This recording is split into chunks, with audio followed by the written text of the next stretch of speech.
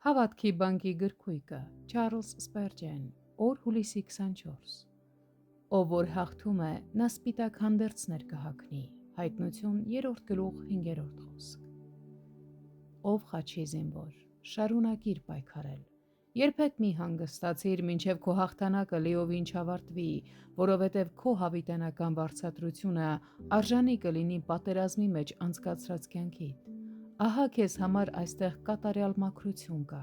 Սարդիսում մի քանի հոգի իրենց հանդերձները անարատ պահեցին, և նրանց վարձատրությունն այն է, որ իրենք կլինեն անբիծ։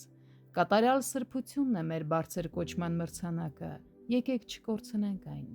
Ահա այստեղ ուրախություն կա։ Դու պիտի հագնես տոնական հանդերձներ, ինչպիսիք մարդիկ հագնում են հարսանեկան խնջույքների ժամանակ։ Դու պիտի հագնվես ցնծությամբ և պայծառանաս ուրախությամբ։ Ցավալի պայքարները պիտի ավարտվեն խղճի խաղաղությամբ և Տիրոջով ուրախությամբ։ Ահա այստեղ հաղթանակ կա։ Դու պիտի վայելես քո հաղթանակը։ Արմավենու ճյուղը, պսակը և սպիտակ հանդերձը պիտի լինեն քո վարձատրությունը։ Քեզ պիտի տրվեն որպես հաղթողի, և ինքը Տերը պիտի ճանաչի ու հռչակի քեզ որպես այդպիսին։ Ահա այստեղ քահանայական հանդերձանք կա։ Դու պիտի հագնես Տիրոջ առաջ այնպիսի զգեստներ, ինչպիսիք կրում էին Ահարոնի որդիները։ Դու պիտի մատուցես գոհության զոհեր և գովաբանության խունկով մոտենաս Տիրոջը։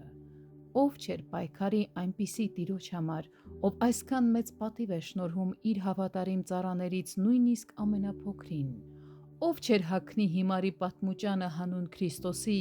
երբ նա մեզ պիտի հագցնի փառքի հանդերձներով։ Առաջին Կորնթացիս 3-րդ գլուխ 18-րդ խոսք։